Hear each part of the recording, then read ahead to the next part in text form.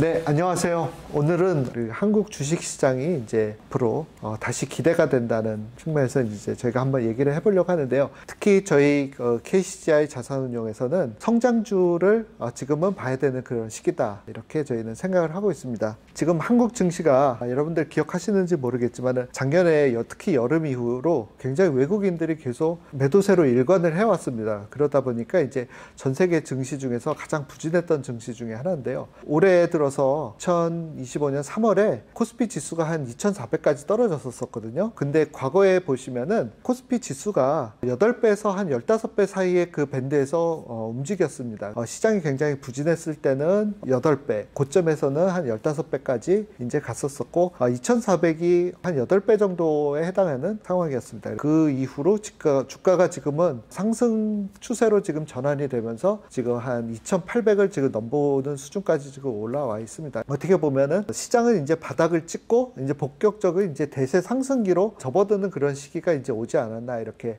생각을 하고 있습니다. 저희가 과거에도 보면은 이렇게 시장이 침체기를 지나서 이제 대세 상승기로 전환되는 이 시기에 주가 상승을 주도했던 거는 단연코 성장주였습니다. 이번에도 과거와 마찬가지로 결국은 성장이 이제 많이 나오는 이런 성장 기업들이 결국은 주도주가 많이 나올 것이고, 이것이 대세 상승의 주역은 성장주다. 그래서 저희가 이제는 성장주라는 제목으로 저희가 오늘 토론을 또 이끌어 보려고 합니다. 그래서 올해 이제 주도를 하는 이런 성장주들이 이제 또 여기서 이제 주도주가 많이 나올 걸로 생각이 되는데요. 그렇다면은 어떤 산업에서 이런 주도주들이 많이 나올까? 우리 또 한번 우리 매니저들하고 같이 한번 얘기를 나눠보도록 하겠습니다. 먼저 우리 김영석 팀장님, 올해 이제 좋게 보고 있는 산업이 어떤 산업이 있는지 그거에 대해서 조금 설명해 주시겠습니까? 네. 저는 반도체부터 좀 먼저 얘기를 해보려고 해요. 아무래도 한국 시장에서 가장 시장도 좀 큰 섹터이기도 하고, 올해 반도체 여전히 좀 다양한 의견들이 많습니다. 이렇게 의견이 하나로 모아지지 않고 뭐 좋다 나쁘다에 대한 의견들이 다양한 것 자체가 이제 이 시장에서 저희가 좀 수익을 노릴 만한 그런 기회가 또 많이 있다라고 또 생각이 되는데요. 반도체는 이제 크게 두 가지로 나눌 수 있을 것 같아요. 이제 HBM으로 대두되는 이런 그 첨단 AI 반도체 쪽, 그 다음에 이제 전통적인 D램 낸드의 레거시 반도체하고. 사실 HBM은 어떻게 보면 좀 편합니다. 이번에 엔비디아도 굉장히 좋은 실적과 가이던스를 또 발표를 했었고요. 다만 이제 HBM은 약간 서프라이즈를 기대하기는 좀 어렵지 않을까라는 생각을 저는 좀 개인적으로 갖고는 있어요. 이게 이제 HBM이 여기서 더 수요가 커지려면 내년도 이 빅테크 기업들의 캐펙스가 이제 상향이 돼야 되는데, 아직은 그 부분들이 좀 나타나지는 않고 있어서 그게 이제 조금 아쉬운 부분이 될 것 같고요. 그리고 이제 레거시 반도체 쪽으로 넘어가면은 이게 정말 올해 말이 많습니다. 뭐 올해 계속 힘들 거다, 2분기에 이제 풀린 수요로 인해서 하반기에는 다시 꺾일 거다, 이런 얘기도 있고요. 생산업체들이 이제 감산을 하고 나서 D램 낸드 가격이 이제 반등을 시작했지 않습니까? 그래서 이제는 다시 회복 사이클로 접어든다라는 의견도 굉장히 많이 있고요. 저는 그 회복 사이클에 조금 더 무게를 좀 두고 있습니다. 이 레거시 반도체 안에서도 첨단 공정, 미세화, 또 낸드에서는 이렇게 고단화, 이런 쪽으로 직접적으로 수혜를 볼 수 있는 회사들의 수주나 실적 모멘텀이 좀 더 좋게 나올 수 있지 않나라고 좀 생각이 됩니다. 반도체 업황에서 이제 좀 주목할 만한 뉴스가 이번 4월, 5월에 걸쳐서 이제 뭐 삼성전자, 하이닉스, 마이크론, 그 다음에 이제 뭐 중국의 CXMT까지 이 DDR4에 대한 그 생산 중단이죠. 그 생산 중단 계획을 이제 발표를 했어요. 근데 이제 그 DDR4가 아직 전체 D램 수요에서는 20% 정도 차지를 하고 있습니다. 근데 여전히 이게 수요가 있는 시장인데도 이 노후된 제품에 대해서는 이 생산업체들이 선제적으로 생산 중단을 발표를 한 거예요. 근데 이게 좀 여러 가지를 이렇게 좀 함의를 가지고 있다라고 생각이 되는데, 과거의 DDR3 같은 경우에는 수요 비중이 한 10%까지 낮아진 후에도 한 5년 뒤에 이 업체들이 생산 중단을 발표를 했었거든요. 이번에는 아직 수요 비중이 20%가 되는데도 굉장히 이례적으로 먼저 생산 중단을 발표를 한 거고, 이게 어떻게 보면은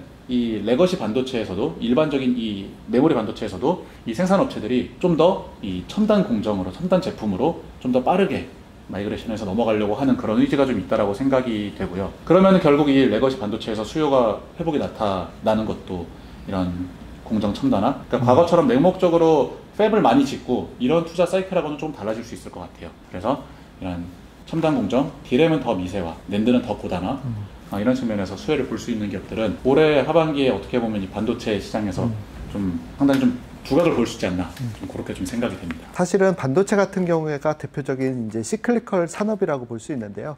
우리가 이제 흔히 얘기하면은 반도체 같이 이제 사이클을 그리는 경우에 이제 주가는 사실 기업의 실적하고는 약간 좀 다른 움직임을 보일 때가 많습니다. 그 얘기는 어떻게 보면 실적이 가장 잘 나오는 최고 정점이 있을 때 사실은 퍼가 되게 낮잖아요. 그런데 사실은 그때가 어떻게 보면 차익 실현을 해야 되는 시기이고, 어떻게 보면은 지금처럼 실적이 좀 부진하고 이제 앞으로 이제 약간 업황이 개선이 되지 않을까, 어떻게 이런 부분이 어떻게 보면 실적의 저점에서 사실 주가 상승세는 가장 강하게 나타날 수 있는, 어떻게 보면 불황에 투자해서 호황 국면에서 빠져나가야 되는 그런 대표적인 이제 시클리컬 산업의 투자 관점에서 본다면은 지금 여전히 불황에 있는, 그러면서도 이제 호황이 앞으로 올 수도 있겠다라는 이런 기대감이 있는 반도체 섹터는 좀 유망해 보이지 않나, 이렇게 생각이 듭니다.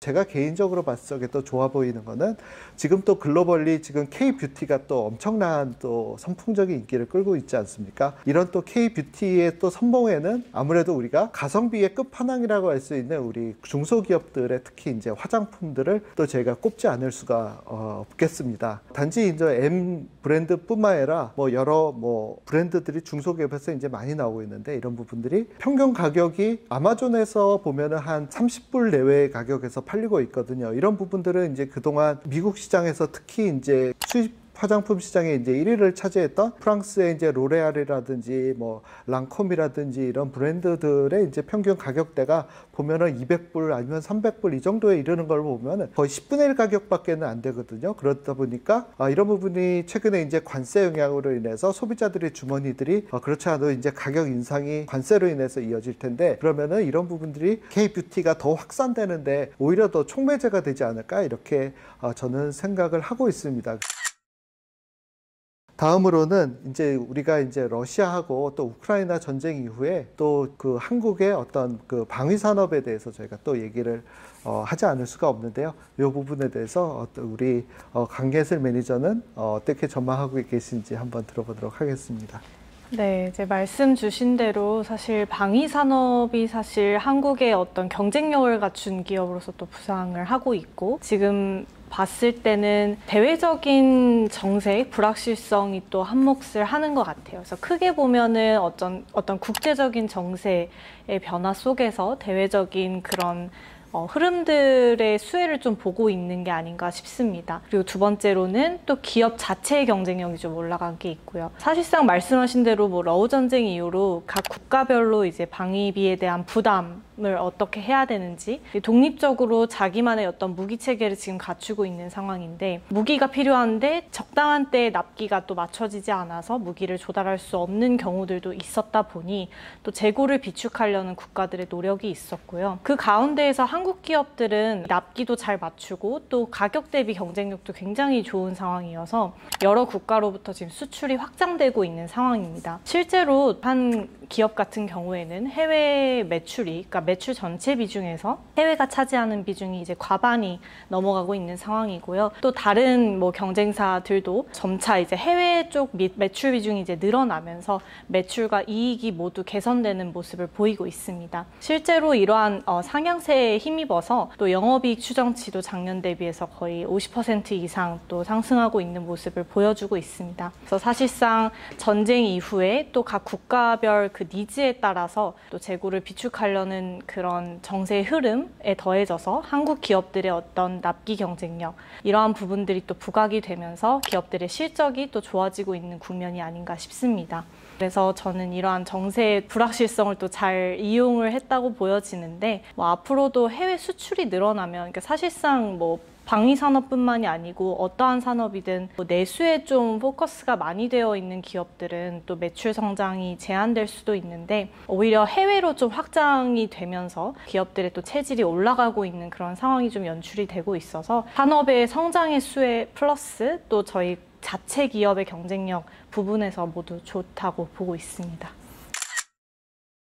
최근에 이제 제가 명동 같은 데 가보면은 외국인들이 엄청나게 많이 늘어났습니다. 그거에는 이제 일본 사람이나 중국 사람들 위주로 관광객들이 왔었다 그러면은 서양 사람들이 엄청나게 늘어났는데, 그 이유를 저희가 이제 최근에 유튜브 같은 데서 보면은 단연코다 K-팝 때문에 한국에 오고 싶었다, 자기들이 좋아하는 한국의 아이돌들을 보고 싶었다, 이런 사람들이 굉장히 한국으로 이제 많이 몰려오는 것을 저희가 확인할 수가 있었는데요. 그러다 보니까 이제 K-팝이 계속해서 이제 어떻게 보면은 그동안에 이제 전 세계 음악 시장에서의 어떤 비주류 혹은 이제 일부 매니아들만 이제 즐기는 이런 음악에 이제 굉장히 니치 마켓이었다 그러 보면은 최근에 이제 스포티파이 같은 데서 이제 앨범 판매가 이제 상위권을 차지하는 이런 것들을 보게 되면은 K-팝이 더 이상 어떤 소수의 매니아들의 전유물이 아닌 정말로 어떻게 보면 메인스트림으로까지 이제 올라갈 수 있는 그런 가능성들을 보여주는 그런 것들을 우리가 확인할 수가 있는데요. K-팝을 이제 선도하는 여러 한국의 이제 제작사들, 음악 기획사들은 앞으로 이제 3년 동안 보면 굉장히 높은 성장세가 기대가 되지 않나 이렇게 생각을 합니다. 다음으로는 또 저희가 최근에 이제 러시아로부터의 어떤 이런 싼 천연가스가 이제 공급이 유럽 쪽으로 되지 않으면서 LNG에 대한 수요가 또 굉장히 늘어나고 있는데 이 부분에 대해서 또 김영석 팀장께서는 그 LNG 수요와 또 그거를 또 운반하는 이런 조선업에서의 여러 LNG 캐리어의 한국 조선 회사들의 어떤 장기적인 경쟁력 그리고 수익성 뭐 이런 것들에 대해서 어떻게 생각하시는지 한번 좀 얘기를 해주시죠. 예, 그 한국 배 잘 만들죠. 예, 거북선의 나라. 그 말씀 주신 것처럼 LNG에 대한 수요가 특히 이제 그 미국발 LNG에 대한 수요가 굉장히 그 크게 지금 나오고 있는 상황이고요. LNG 운반선이요, 한국이 정말 잘 만듭니다. 중국도 조선업이 경쟁력이 많이 올라왔어요. 작년에 증설도 많이 하고 했었거든요. 근데 중국 같은 경우에는 그런 단점이 있습니다. 단기간에 이제 야드를 많이 짓다 보니까 그에 필요한 뭐 엔진이라던가 아니면 뭐 LNG 같은 경우에는 그 화물창에 들어가는 보냉제가 있어야 되는데 이런 기자재 부분까지는 그 밸류체인이 따라가지를 못했어요. 그러다 보니까는 한국 조선업의 경쟁력이 이런 공고한 밸류체인 이런 측면에서 상당히 경쟁력이 있다라고 좀 생각을 하고 있고요. LNG 운반선에 대한 수요는 계속해서 늘어나고 있는데 한국 조선사들이 이 운반선을 지을 수 있는 캐파가 그 수요를 지금 못 따라가고 있는 상황입니다. 그러면 결국 이 선가, 가격의 인상으로 또 연결이 될 수가 있겠고요. 그래서 이제 올해 하반기 계속 연중으로도 국내 조선사의 LNG 운반선 수주는 계속 이어질 것으로 생각을 하고 있는데요. 선가를 얼마나 높여갈 수 있을지 저도 상당히 좀 관심이 많이 가는 부분이고 또 결국 좋은 가격으로 수주를 하게 되면은 뭐 내년, 내후년 혹은 그 이상에 대한 이 조선사들에 대한 이익 추정치를 높일 수 있는 근거가 되기 때문에 상당히 좀 기대가 많이 되는 그런 그 산업입니다. 아무래도 요즘에 우리가 K컬처라는 것이 이제 글로벌리 워낙 핫하다 보니까 그거를 이제 어떻게 보면은 제품이나 서비스에 계속 이제 반영이 되면서 이게 수출 증가로 큰 폭으로 늘어나고 있는데 K-팝을 비롯해서 이제 화장품 이런 K-뷰티까지 지금 굉장히 유망하게 봤잖아요. 그럼 또 여기서 이제 외국 사람들이 최근에 들어서 이제 우리가 보지만은 선풍적인 인기를 끌고 있는 라면의 어떤 카테고리에서 제가 굉장히 늘어나는 수출을 보고 있는데 이 K-푸드로 우리가 또 말씀을 또 빼놓을 수가 없을 것 같아요. 그래서 이 음식료 쪽에서 전망이 좋게 볼 수 있는 건지 아니면 이게 한 번 이제 그냥 어떤 특정 제품이 그냥 잘 팔리는 걸로 그냥 여기서 끝날 것인지 그거에 대해서 우리 강예슬 매니저는 어떻게 보고 있는지 한번 좀 들어보도록 하겠습니다. 네, 사실 정말 한국 음식의 인기는 사실 단기적인 이슈는 아닌 것 같습니다. 그래서 지금 뭐 말씀하셨던 것처럼 이제 매운 라면이 있을 거고요. 저희한테 친근한 게 메론 맛 아이스크림 또는 뭐 바나나 맛 우유 여러 개 정말 맛있는 간식들이 많은데 이게 최근에 외국인들 사이에서 굉장히 좀 인기가 있는 모양새입니다. 그래서 뭐 지금은 디지털 시대다 보니 아무래도 뭐 폼이라던가, 그러니까 뭐 틱톡이나 유튜브, 인스타그램 이런 SNS에서 또 선풍적인 그런 챌린지성 뭐 인기가 또 유행이기도 했었고, 근데 사실 뭐 한 번으로 끝날 이슈는 또 아닌 것 같은 게 실제로 저희가 뭐 한국에서 해외로 나가는 그 수출 데이터를 봤을 때는 매번 분기 또 연간으로도 굉장히 증가하는 모습을 보이고 있어요. 그래서 사실상 말씀하셨던 것처럼 이제 문화의 확산이라고 하죠. K-컬처, 그다음에 뭐 음악, K-팝 이런 것들을 이제 즐겨 들으면서 한국 문화에 이제 관심을 갖게 된 외국인들이 늘어났고, 이러한 분들이 이제 한국 음식도 한번 먹어볼까로 유입이 시작이 돼서 실제로 먹어봤는데 생각보다 맛있네로 이어지는 게 아닐까라는 생각이 좀 듭니다. 사실 이 문화의 확산은 굉장히 좀 큰 의미를 갖는 것 같아요. 어떻게 보면은 눈에 보이지는 않지만 정말 이제는 뭐 BTS라고 하면 모든 사람이 정말 알 정도로 외국 사람들에게도 이제는 잘 모르는 가수가 아니라 한국 K-팝의 또 위상이 또 높아지는 것을 볼 수 있고, 맞아요. 네, 라면 같은 경우도 예전에는 이제 뭐 히스패닉이나 아니면 일부 거주하고 있는 한인들 사이에서만 즐겨 먹던 음식이었다면 이제는 정말 백인까지도 먹는 추세가 됐고요. 실제로 그 라면 회사 같은 경우에는 또 증설을 지금 앞두고 있어요. 공급이 지금 수요를 못 따라가고 있는 상황이고요.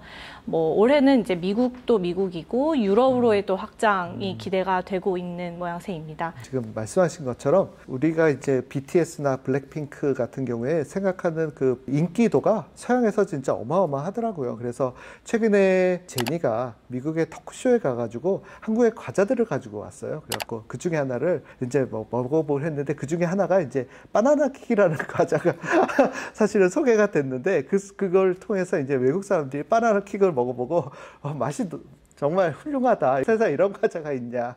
이런 식감은 처음 먹어본다. 뭐 이런 것들을 제가 또 유튜브에서 또 보면서 아, 정말 한국의 이런 지금은 이제 라면 시장에서 먼저 돌풍이 일었지만은 이게 라면으로 그치지 않고 정말 이런 과자류라든지 다른 쪽까지 이제 확산될 수 있는 그런 여지들이 꽤 있을 수 있겠구나. 이런 또 생각을 해봅니다.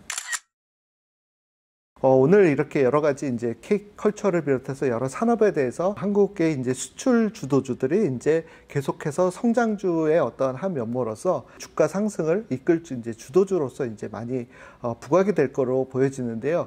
근데도 중요한 것은 앞으로 과거에도 그랬지만은 이런 성장주들에 투자하면서 이제 수익을 내기가 되게 어려운 측면이 뭐가 있냐면은 주가가 굉장히 빠른 시간 내에 굉장히 큰 폭으로 오르게 됩니다. 근데 이게 계속해서 올라가는 것이 아니라 뭐 단기적으로 뭐 3개월, 6개월 동안 막 100% 주가가 올라가고 그 다음에는 또 20, 30% 주가가 또 크게 이렇게 조정을 또 받는 것도 굉장히 또 흔하게 일어나게 됩니다. 그래서 이걸 적절한 타이밍에 이런 순환매가 일어나는 것을 로테이션에 잘 대응하면서 리밸런싱을 잘 해주지 않으면은 그 시장 자체의 그 성장성은 계속 있는데도 불구하고 투자하는 펀드들은 같은 성장주 펀드라고 하지만 어떤 펀드는 연간 수익률이 막 50%가 나오는 데 비해서 어떤 펀드는 20%밖에 안 나오고 이런 경우가 비일비재하거든요. 그래서 여러분들께서 이제 그 펀드를 선택하실 때도 저희 KCGI 자산운용이 성장주에 있어서 투자를 굉장히 잘한다. 이렇게 저희들을 생각하고 있기 때문에 이거를 또 개인적으로 개인 주식 투자를 이렇게 하는 것보다는 전문가들 믿어주시고 저희 KCGI 자산운용을 꼭 선택하여 주시면 감사하겠습니다. 이상으로 저희 성장주의 전망과 또 이런 성장주를 이끌어갈 우리 여러 가지 주요 산업들에 대해서 함께 얘기를 해봤습니다. 이상으로 KCGI 자산운용 주식운용 본부였습니다. 감사합니다. 감사합니다. 감사합니다.